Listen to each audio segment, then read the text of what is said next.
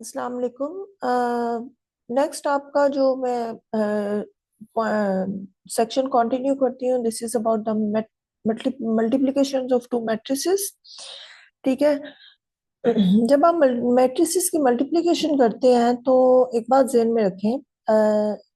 जब आपने एडिशंस किया था तो एडिशंस के लिए रेक्टेंगुलर मैट्रिसेस में भी ऑर्डर सेम होता है। लाइक अगर आपके पास एक मैट्रिक्स है ए और उसका ऑर्डर जो है वो आपका, एक मिनट, ओके, अगर आपके पास एक मैट्रिक्स है और ए का जो ऑर्डर है वो आपका 2/3 है। 2/3 का मतलब है कि आपकी नंबर ऑफ रोज 2 है, नंबर ऑफ कॉलम 3 है। और दूसरी साइड पे अगर आपका बी मैट्रिक्स है और उसका ऑर्डर भी 2/3 है, तो इसका मतलब क्या है कि आपका एडिशन मैट्रिसेस का और सब्ट्रैक्शन जो है वो एग्जिस्ट करता है, यानी कि सेम ऑर्डर्स के मैट्रिसेस को आप ऐड और सब्ट्रैक्ट करते हैं। लेकिन ये बात आप ज़हन में रखें कि ए और बी की जो मल्टीप्लिकेशन है वो पॉसिबल नहीं है। वो इसलिए कि आप ये बात ज़हन में रखें कि अभी मैं रेक्टेंगुलर मैट्रिसेस की बात कर रही हूँ। ये आपकी स्क्वायर मैट्रिसेस की बात नहीं है। स्क्वायर मैट्रिसेस में कोई इशू नहीं होता एडिशन या सब्ट्रैक्शन मल्टीप्लिकेशन का। ठीक है। सो रेक्टेंगुलर मैट्रिसेस में ये होता है कि जो आपका फर्स्ट मैट्रिक्स होता है, अगर आपके ए और बी को आपने मल्टीप्लाई करना है, ठीक है, तो ये उसी वक्त पॉसिबल है जब आपका number of rows, sorry, number of number of column of A जो है वो इक्वल होते हैं number of rows of B. Otherwise आप इनको मल्टीप्लाई नहीं कर सकते। जैसे आप ये देखें, इसके जो नंबर ऑफ कॉलम्स हैं वो 3 और इसकी नंबर ऑफ रोज 2 है। तो चूंकि 3 जो है वो 2 के इक्वल नहीं है, इसलिए आपके ए बी की मल्टीप्लिकेशन जो है वो पॉसिबल नहीं है। ठीक है, ये ध्यान में रखें। सो जब आप मल्टीप्लाई करते हैं तो अब ये देखें, ये आपका जो मैट्रिक्स है इसमें जो आपके इसका अगर आप ऑर्डर देखें तो इसका जो ऑर्डर है वो नंबर ऑफ रोज 2 है और नंबर ऑफ कॉलम जो है वो 3 है। ठीक है। और इसके अगर आप ऑर्डर देखें तो इसकी जो नंबर ऑफ रोज है वो 3 है और नंबर ऑफ कॉलम्स जो है वो 2 है। तो ये आपकी नंबर ऑफ, ये आपका जो नंबर ऑफ इसके कॉलम्स हैं, अगर इसकी नंबर ऑफ रोज के इक्वल हैं देन इसकी मल्टीप्लिकेशन पॉसिबल होती है। और मल्टीप्लिकेशन किस तरह से करते हैं आप, ये इक्वल का साइन है दरमियान, ये जरा करेक्शन कर दीजिएगा। मल्टीप्लिकेशन कैसे करते हैं आप, फर्स्ट रो की करस्पॉन्डिंग एंट्रीज को, क्योंकि जो आपका ये वाला मैट्रिक्स होता है ये आपका मैट्रिक्स होता है। अब ये देखिए, एक बात ध्यान में रखें, ये एक और भी पॉइंट है। अगर आपका फर्स्ट मैट्रिक्स है उसकी नंबर ऑफ रोज, उसका ऑर्डर ये नंबर ऑफ रोज है और ये नंबर ऑफ कॉलम्स है। जो सेकंड मैट्रिक्स है आपका, उसकी मल्टीप्लिकेशन तब पॉसिबल होगी, ये ए का ऑर्डर है, ठीक है। तो इसी तरह से जो बी का ऑर्डर है वो अगर आप देखते हैं, मल्टीप्लिकेशन उसी वक्त पॉसिबल होगी जब ये 3 होगा और ये आगे से चले, यहाँ पे आपके जो नंबर ऑफ कॉलम्स हैं वो 2 है।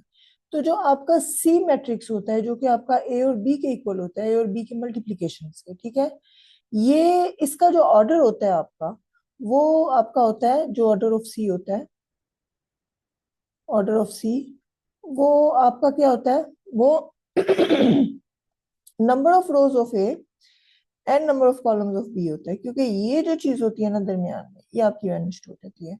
So this is exactly equal to 2 cross 2, यानी कि ये इसमें आपका क्या होता है, नंबर ऑफ रोज जो फर्स्ट होता है इसका, इसकी रोज जो होती है वो ए की रोज होती है और इसके कॉलम्स जो होते हैं वो बी के कॉलम्स होते हैं। सो कॉलम नहीं होते, सॉरी, कॉलम्स का, कॉलम्स की जो होती है तादाद जो होती है वो होती है, so number of rows and number of rows of A. और ये जो है, ये अगर आप देखें तो ये क्या है, नंबर ऑफ कॉलम्स,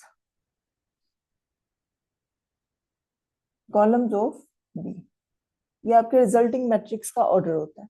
सो अगर आप ये देखें तो ये आपका 2/2 का मैट्रिक्स बनेगा, ये आपकी, अच्छा, अब यहाँ पे एंट्रीज में आपको एक बात ध्यान में रखें, यहाँ पे जो एंट्रीज हैं आपकी वो क्या होनी है, फर्स्ट रो को आपने फर्स्ट कॉलम से मल्टीप्लाई करना, फर्स्ट रो की करस्पॉन्डिंग एंट्रीज को फर्स्ट कॉलम की करस्पॉन्डिंग एंट्री से मल्टीप्लाई करके एडअप कर देना है। यानी अगर आप देखें, A11 को B11 से मल्टीप्लाई किया, A12 को B21 से मल्टीप्लाई किया, करस्पॉन्डिंग एंट्रीज यानी कि 1 2 को 2 1, ठीक है। सो ये इसको, इसकी सेकंड एंट्री को इसकी सेकंड एंट्री से मल्टीप्लाई किया है, फिर इसकी थर्ड एंट्री को इसकी थर्ड एंट्री से मल्टीप्लाई किया और उनको एडअप कर दिया, तो ये आपकी फर्स्ट एंट्री होती है। अच्छा ये आप देखिए, अब आपका ये है कि C11 ये बन रहा है। C11 का मतलब ये है कि जो आपका रिजल्टेंट मैट्रिक्स है उसकी फर्स्ट रो और फर्स्ट कॉलम की एंट्री। तो आप ये देखिए, फर्स्ट रो और फर्स्ट कॉलम, और ये जो है ये आपका अगर आप देखें तो C सेकेंड रो और फर्स्ट कॉलम है। अब आप देखें इसमें सेकेंड रो और फर्स्ट कॉलम की एंट्रीज मल्टीप्लाई हो रही हैं। ये देखिए सेकेंड रो है, सेकेंड रो और सेकेंड रो की फर्स्ट एंट्री और फर्स्ट कॉलम की फर्स्ट एंट्री, ठीक है, सेकेंड रो की सेकेंड एंट्री, फर्स्ट कॉलम की सेकेंड एंट्री और सेकेंड रो की थर्ड एंट्री, फर्स्ट कॉलम की थर्ड एंट्री को मल्टीप्लाई करके एडअप कर देते हैं, then you get the resultant matrix. Okay, so I hope कि इसकी समझ आ जाएगी। अच्छा अब बी ए देखें, बी ए में अब आपके जो बी का ऑर्डर है, अगर पॉसिबली सबसे पहले जब रेक्टेंगुलर मैट्रिसेस की आती है तो आपने सबसे पहले ये पॉइंट ध्यान में रखना है कि क्या इसकी मल्टीप्लिकेशन पॉसिबल है कि नहीं। पॉसिबल उसी वक्त होती है जब बी के नंबर ऑफ कॉलम्स एक ही नंबर ऑफ रोज के इक्वल होंगे, ठीक है, यानी कि फर्स्ट वाले मैट्रिक्स के नंबर ऑफ कॉलम्स सेकंड वाले मैट्रिक्स के नंबर ऑफ रोज के। अब इसके नंबर ऑफ कॉलम्स क्या है 2, ठीक है, और इसके नंबर ऑफ रोज क्या है 2, तो इसका मतलब यह है कि इसकी मल्टीप्लिकेशन पॉसिबल होगी। और रिजल्टेंट मैट्रिक्स की जो डायमेंशन है वो फर्स्ट मैट्रिक्स की नंबर ऑफ रोज, इसकी जैसे नंबर ऑफ रोज 3 है, और सेकंड मैट्रिक्स के नंबर ऑफ कॉलम्स है। तो आपको देखिए आपको 3 by 3 कम है। अब ये बेसिकली क्या है आपका, ये 3 रोज है और 2 कॉलम्स है, और ये 2 कॉलम्स है, सॉरी 3 रोज है 2 कॉलम्स है, और ये टू रोज है और 3 कॉलम्स है। तो आपने ये देखा है कि ये 2 इस 2 से मैच कर रहा है और इसकी जो वो ऑर्डर है वो इसके इक्वल है। अच्छा सो ये आपकी मल्टीप्लिकेशन है। सो यहाँ पे ये वो सारी बात है जो मैंने आपको एक्सप्लेन की है।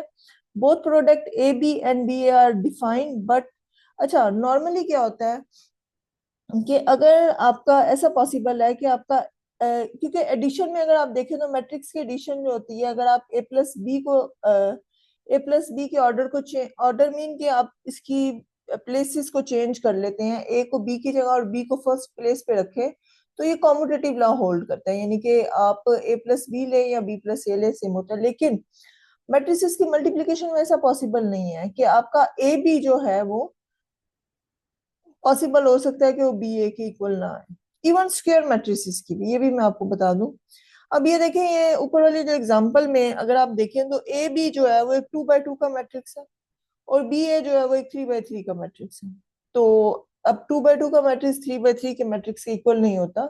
सो नॉर्मली मैट्रिसेस में जो कॉम्यूटेटिव प्रॉपर्टी है अंडर मल्टीप्लिकेशन ये होल्ड नहीं करती, ठीक है।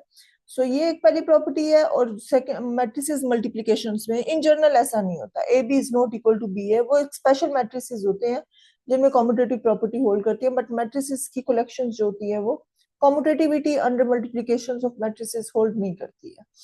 अच्छा अच्छा, अब प्रोडक्ट देखें, प्रोडक्ट उसी वक्त पॉसिबल है ए बी का अगर आपकी, ये आप देखें, आप ये हमेशा ये देखें, ये मैट्रिक्स ए का ऑर्डर है, मैट्रिक्स बी के साथ उसकी यानी कि आपकी ए बी का मतलब है ए फर्स्ट प्लेस पे और बी, सो ये ऑर्डर एक है। बी के साथ उसकी मल्टीप्लिकेशन उसी वक्त होगी जब बी के नंबर ऑफ रोज जो है ए के नंबर ऑफ कॉलम के इक्वल होंगे, और यहाँ पे चाहे इसका जो मर्जी P O Q O whatever, so ये चीज जो होती है ना ये आपकी सेम होगी।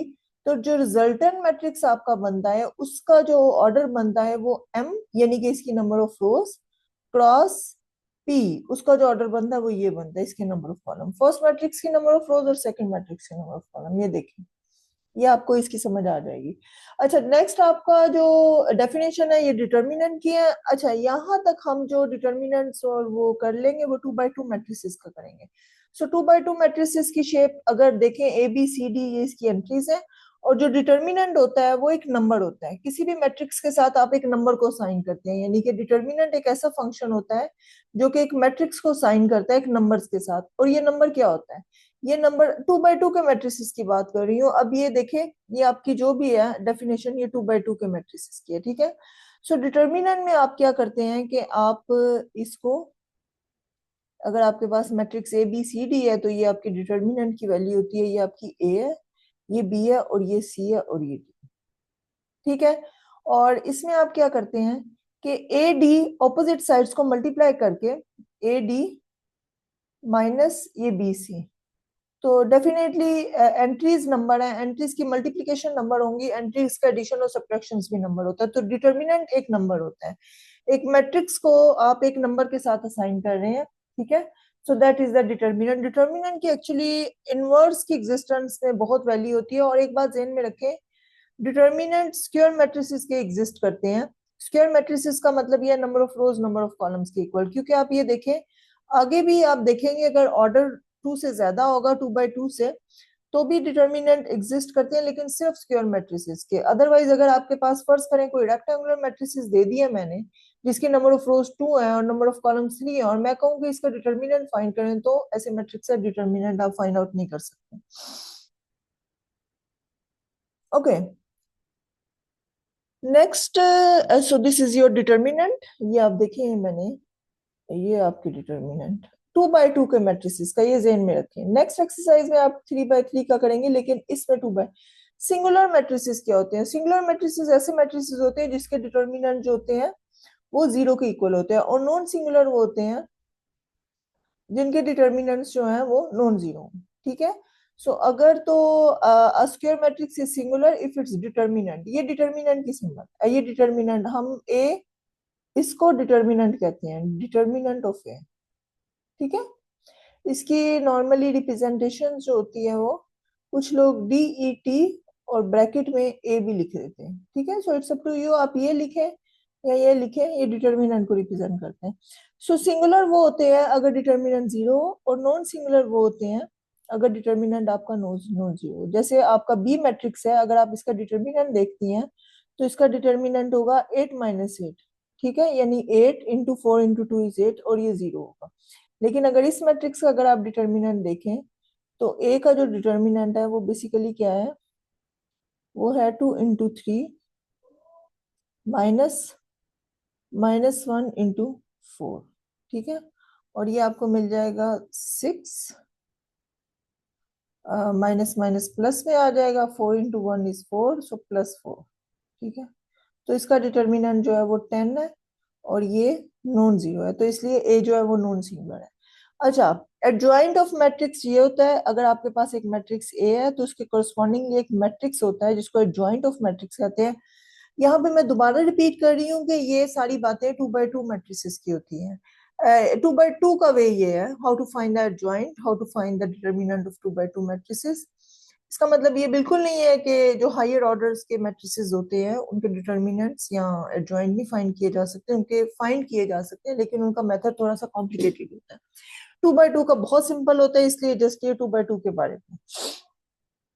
सो एडजॉइंट, किसी भी मैट्रिक्स का जो एडजॉइंट है वो ये होता है कि आप ये जो डायगोनल एंट्रीज हैं इनकी प्लेसेस को रिप्लेस कर देते हैं, डी को ए से और ए को डी से।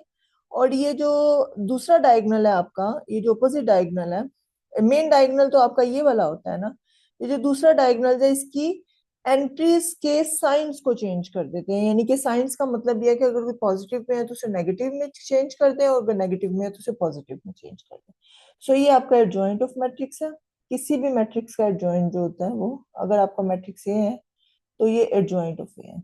अच्छा, इनवर्स ऑफ अ मैट्रिक्स, सबसे पहले ये देखें, और ये ऑर्डर 2 की बात है। सिर्फ ऑर्डर 2 का मतलब है कि अगर आपके पास एक मैट्रिक्स है और उसका जो ऑर्डर है वो 2/2 है, ठीक है। सबसे पहले 2/2 का मैट्रिक्स आपको दिया है और आपको कहा गया कि इसका इनवर्स फाइंड करना।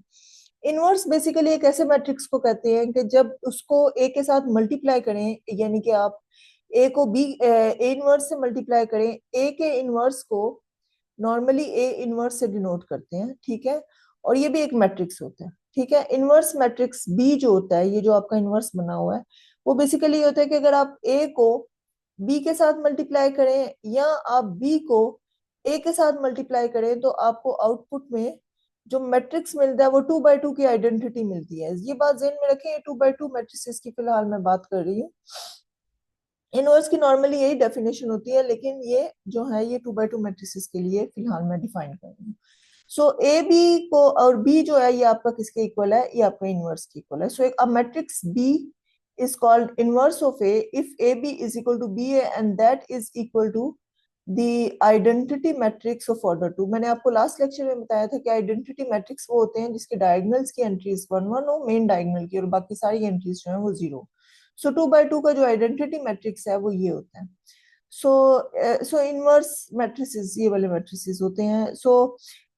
किसी भी मैट्रिक्स का इनवर्स फाइंड करने का जो मेथड है वो बहुत 2 by 2 का, ये 2 by 2 की बात कर रही हूँ।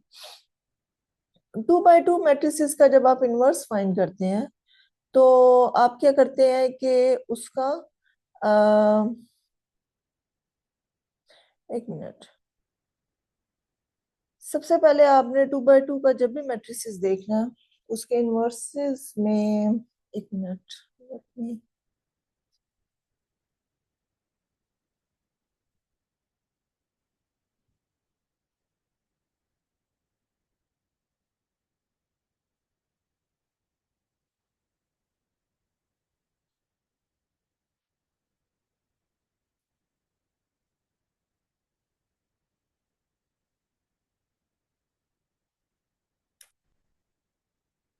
ओके। सो ये ध्यान में रखें कि किसी भी मैट्रिक्स का जब आप इनवर्स फाइंड करते हैं तो क्या करते हैं। इनवर्स सबसे पहले आपने ये देखना है, अगर आपके पास एक मैट्रिक्स है ए और आपको ये कहा गया है कि फाइंड ए इनवर्स, ठीक है, ए इनवर्स, तो आपने क्या करना है, आपने सबसे पहले मैट्रिक्स का डिटर्मिनेंट लेना है। अगर तो डिटर्मिनेंट आ गया जीरो, कहने का मतलब ये है कि अगर ए सिंगुलर आ गया तो इनवर्स एग्जिस्ट नहीं करता, सिंगुलर मैट्रिसेस के इनवर्स एग्जिस्ट नहीं करते।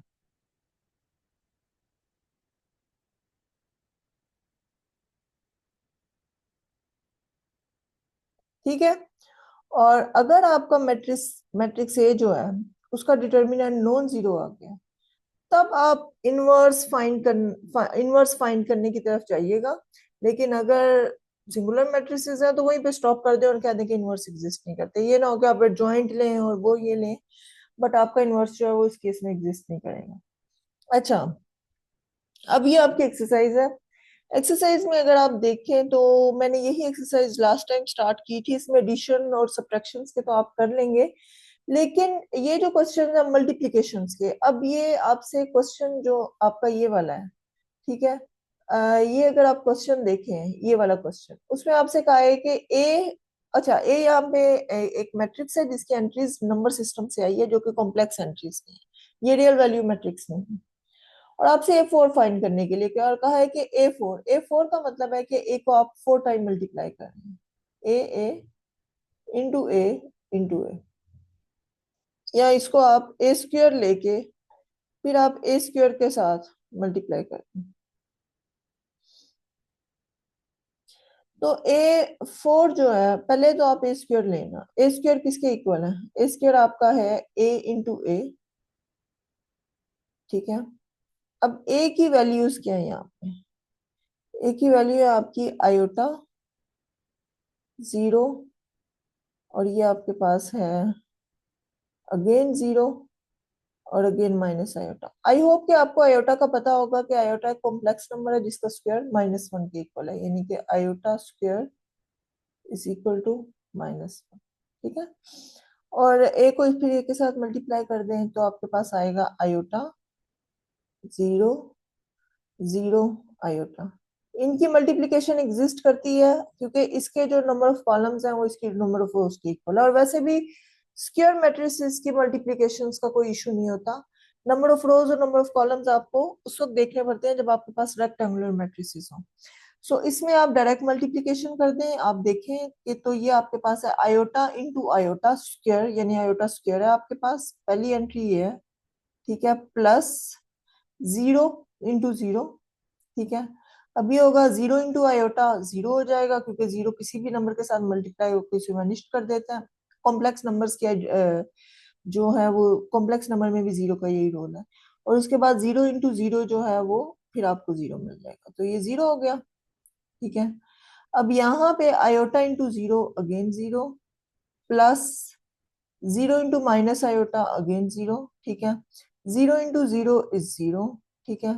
And zero into zero is zero, and minus minus plus और उसके बाद आयोटा स्क्वायर।